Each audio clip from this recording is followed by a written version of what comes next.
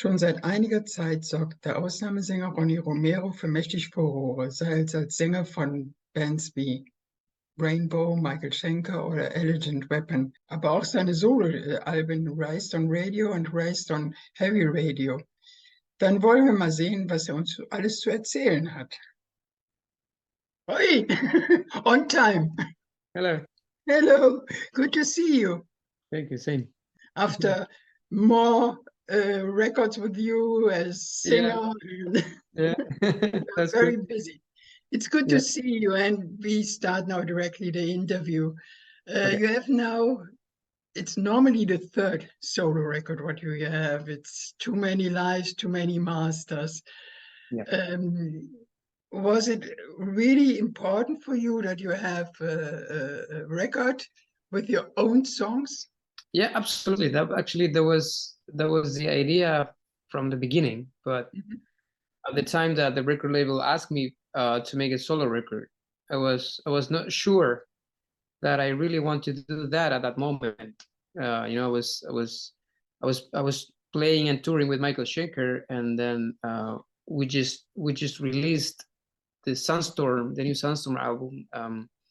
We were starting to write the Lords of Black album, and so I didn't feel like it's the moment to make a solo record. And then they were still trying to convince me, and that's why we came up with the covers albums, because you know, I thought that would be probably more entertaining for the people. In the meantime, you know, I do some other steps, but then suddenly, you know, the first record of covers, it was so good in terms of sales and all that stuff, that they want me to do a second one.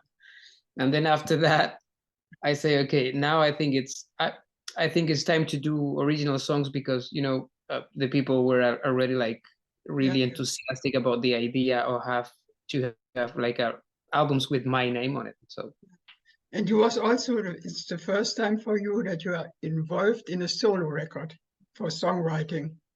Yeah, I mean, for songwriting my own songs, yes, absolutely. I did songs before for Lords of Black, and especially in the first two albums, I wrote at least 4 or 5 songs. Then with Michael Schenker also, I wrote a couple of songs in the 2 albums we did together. You know, I like to write music, but I don't have the chance to put my songs on the albums very often, because you know, you work with other people, and I try to not to step in too much in the songwriting processes. But you are very busy. Yeah, that's good. I saw you yesterday in TV, because I live in Spain and I have also German TV, and I saw you in TV yesterday. Ah, yeah, and in this TV show, yes. Yeah. Also called the Fernsehgarten. Yeah, Fernsehgarten, yeah. Yeah. It's not so bad, because normally you see no metal or rock in TV, but one time in a year they bring rock and metal in TV. Yeah, that's good, and actually it was very funny. And the main producer of the TV show was a big fan of Rainbow, so he was very happy to have me in the show. Yeah, and the people also liked it. Yeah, very much. Yeah, that's true. Coming back to the record, because when I read the song, the record title, Too Many Lives, Too Many Masters, it seems to me like for the business or for the normal life. What is the meaning? What stands behind this title? I think it's part of both. It's a kind of I would say even like it's a statement and a resume of my career, you know. especially with all the things you need to deal outside the music. If we talk about only, you know, like write music and play music, that's great, and that must be the only thing. But there is a lot of things around that you need to deal with every day. One of them is the criticism. I mean, the bad criticism, because you know, I'm very open to when the people say, I don't like your music, or I don't like you as a singer. I really respect that, and I think it's part of your job, so it's okay. But I don't like the bad criticism when people, they step in even into your personal life. Yeah. And I think that's good. And that's part of the title. When I say too many masters, is because I always felt that it's too much people around telling you what to do with your life and with your career. What that's supposed to be something you should decide by yourself and only yourself. Yeah. So there is always somebody telling you, I don't like, you should do this way. Or, you know, you put the perfect example before. It's like when they say you're playing in too many bands. Yeah. And it's funny because recently when I heard that, and then I quit Michael Schenker, and the people were criticizing that I quit Michael Schenker, you know. So you never do the right thing for them, you know. And then also too many lies, because, you know, the business it is what it is, you know. This you find a lot of experiences. You get disappointed very often with people, but you know, it's something you need to deal with. Yeah, I know the business now because I make since 30 years. I know what's going on in the business. I know the business. Yeah. It's exactly that, you know. Yeah. It's bad experience, good experience, but you must handle it. That's the problem. You need to deal with a lot of things that didn't supposed to be there, you know. It's like it's sometimes even you ask yourself why I should be dealing with this. It's, you know, doing music and enjoy it. And if you don't like my music, that's pretty okay, but don't bring other problems on the table, you know. It's like, sometimes it's too much. It's impossible to be liked for somebody, for everybody, you know. It's like, that's, I think it's impossible. There's always somebody that not gonna like your music or whatever it is, and that's very respectful, but with that. But, you know, sometimes especially in my personal life, it happens to me like the last 4 years, that people were stepping in personal issues. Even, you know, like bullying in my social, and even bullying my wife, and I think that's not correct, you know. It's something that shouldn't happen. No. That's the thing. Yeah. You wrote the songs together with NDC and Jose Rubio. This musician from Lords in Black. No, well, Andy, he was the drummer in Lords in Black. Yeah. Jose is a Spanish guitar player. I worked with him. Yeah, we play together many years ago. So, but in a different band. So yeah, we worked together with both of the guys with many years, and I knew that, you know, it's gonna be very fitable to work together and write music together, because we did before. So it's very easy for me to work. You lived also in Spain, in Madrid. I lived in Spain, yeah, before. So yeah. The 2 records, Raised on Radio and Raised on Heavy Radio, you use for this one songs they are not so well known. Was this important for you?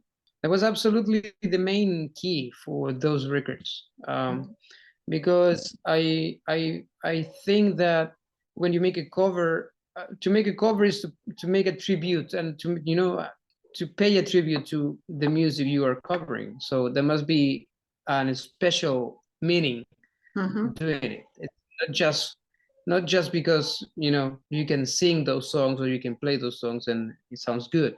It must be something, because I'm a big fan of music also. I grew up listening all those bands. So for me, it was important even to bring some attention from the people, and it's not just another cover album. It's something else. It's connected with my life. It's connected with my personal experiences. And that was the only way to do it. It was to play not the typical songs that people were expecting me to sing. You know, all those songs you can see on those records are songs that actually like, and I listened many times before. And they're not selected just randomly, you know. All the songs and the bands are connected in some way with an experience of my life. Especially the first record. because it's more related with the classic rock music. That was the music that I used to listen with my father when I was a kid. So you have Kansas and Foreigner and all those bands that my father he used to listen. So that's why it's connected. So and also because like in that way I can show also some different ways of singing. That it's not only heavy metal, but you have more melodic songs, and that's for me very important also. Yeah, you hear this on on your new record now, because in many when you have a ballad, for example, you have totally other voice than the metal songs, and I like this range what you have, because from very clean, very smooth, and to aggressive, and that's I think. I mean, in some way, this new record with original songs is actually connected with the covers albums. So I will even say that is kind of a trilogy of records, because you have the first album with classic rock, all the songs that I love and all the bands that I love, and then the second album is more heavy metal, but still all the bands that I love. And then in the third record you can listen all my influences from those records. So it's, in some ways is connected. Yeah, you can a three-piece puzzle. Yeah, absolutely. Yeah. I'd like to go a little bit back. You was also involved in intelligent music project last year, and you was also by the Eurovision Song Contest. Yeah. What was your feeling to sing at the Eurovision Song Contest? It was funny. It was a funny experience. I don't think that I took too much from that thing, from that experience. It was okay to be there, and the production is great and it's huge and all on everything, but you don't feel important in any way, because it's too much going on in such a short period of time, and everything is like very cold. You are just like a number.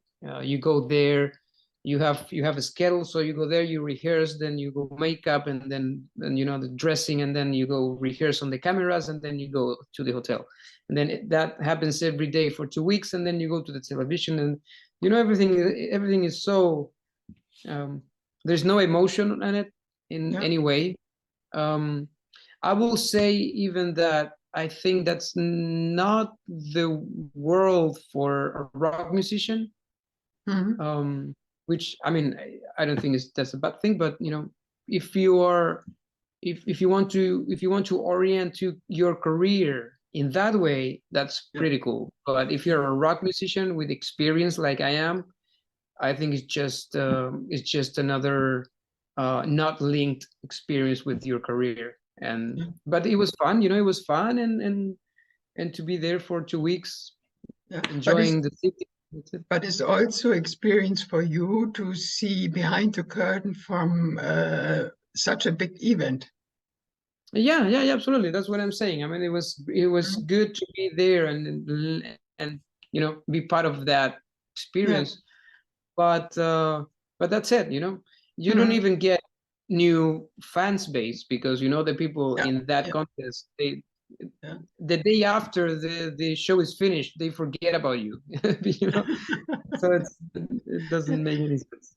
Yeah, but look at the Italian band Maneskin or Lordi also win the Eurovision Song. Yeah. For some people it works, and for some others it doesn't. So, but I'm pretty good at it. This year we had Lord of the Lost is also metal, and they receive only, I think, 10 or 12 points. No, it doesn't work. Yeah.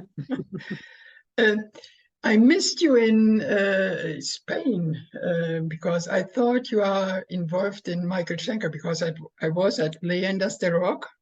Okay, yeah. But you quit now, the Michael Schenker, no? Yeah. My last show, it was in March with him. Yeah. So I didn't make it the summer festivals.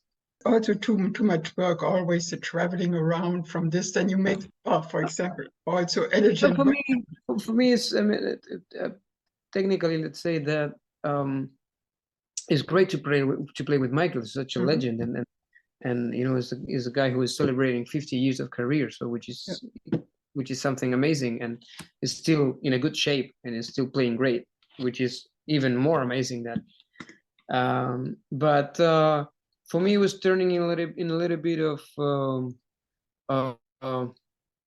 I didn't see myself at this point still doing it, because we were playing every year the same songs, and you can't step too much into the composition with him, because he has such a unique and very distinctive sound that, you know, if you want to work with him on the songwriting and it's different than what he wants, it doesn't work.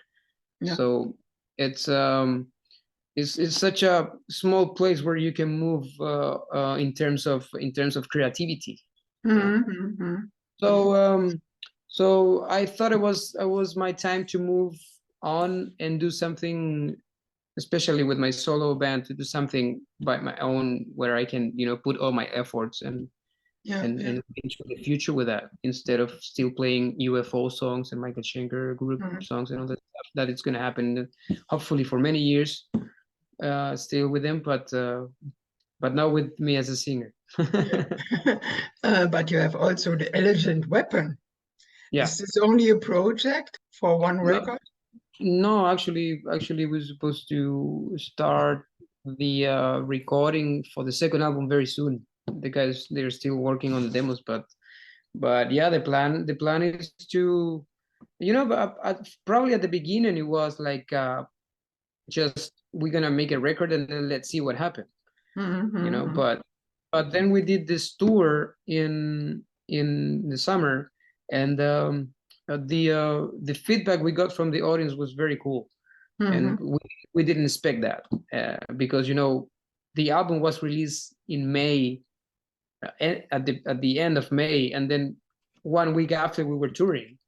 So we thought maybe the people, they're not gonna know the songs very well, whatever, and it was totally the opposite. The people was very happy with the band, so we thought, okay, maybe this working, you know.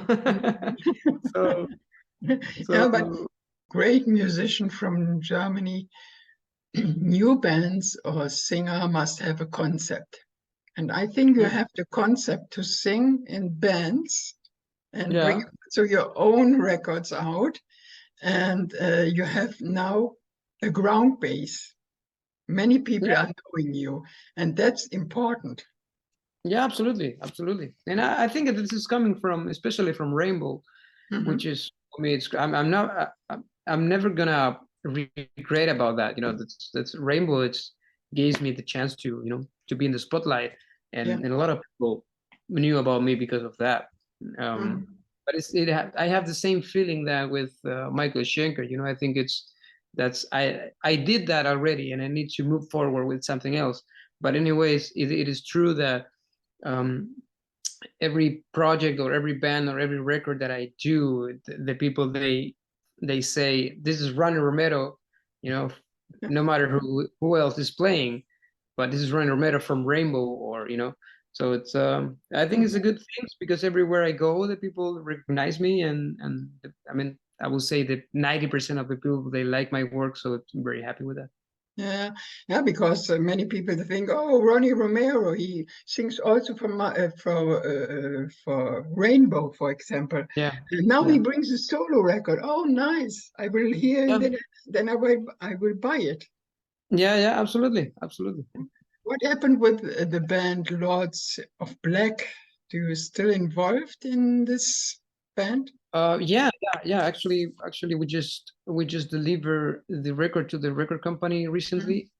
I think the new album is going to be released at the beginning of next year, and the plan is to make some shows, because there is a lot of time since we did the last show.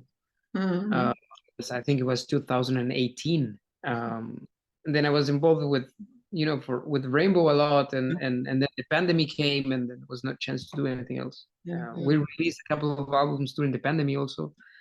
But I think now it's time to go back to the role, also because the people is asking about the band. And They are very famous only in Spain, because I never heard from Lords of Black. No, actually, no. We played. We did tours in UK, in all over Europe, in Japan, and we've been to the US. And so, yeah, we have a fan base. Probably because it was also because of Rainbow. Because when we released the second album, it was a time when I joined Richie Blackmore. So at that time I was only in Lords of Black. I didn't have anything else. So when the people started to search about who is the singer who's singing with Richie Blackmore, everybody went to Lords of Black. So yeah, we got a huge fan base. Actually, in Germany, we have a huge fan base. We did a tour with Axel Rudi Pell in 2017. That's the problem, because I don't live in Germany. That's the problem. Okay. I live in Spain on the Canary Islands, and that's the problem. And I come only over for a couple of shows or festivals, or for example, but mostly I go to Spain to concerts. It's very cheap to fly over to Madrid or Barcelona. What's your future plans now? I saw you booked a tour also in January for your solo record. Yes, we are doing 13 shows in Germany, one show in Belgium in January for the support of the release of my new album. Then probably we're gonna link that with Switzerland. And then after that, we're going to Scandinavia in March, probably April. We have plans to go to South America also, and then probably to make some summer festivals. But probably the most of the 2024 is going to be supporting my solo album. Yeah, it makes sense, because it's your solo record and you must promote it best way on tour. Yeah, maybe you come also to Spain and I come over. Yeah, I think probably, yeah, we will step in at some point after the summer, maybe. Yeah, I think Spain is, you lived in Spain, you know the mentality. Yeah. You are also from South America, and you have the same mentality than the Spanish people. Yeah, absolutely, yeah. Have you any message for your fans and for our readers or from the magazine? Yeah, I mean, especially, the magazine is from Germany, right? So it's from Germany, yeah. Oh yeah, I mean, I've been in Germany the last 2 weeks. So, as I said before, it's like I feel like Germany is a huge fan base of my name, not only because of Rainbow and Michael Schenker and all that, but my name. They know my name, and I really appreciate that. And I always feel the support from Germany. So obviously, thank you very much to everybody in Germany for the support through the years. And then calling the people, because we're gonna tour the country in January. We're gonna make a lot of shows in most of the well-known venues around the country. So I really hope to see everybody there to have some fun. Yeah, they will, because I saw you many times now, and I'm pretty sure. Have a good time and many success for your record, and maybe see us next time at any concert. Yeah, absolutely. Have fun on your holidays. Thank you very much. Bye-bye. Bye-bye.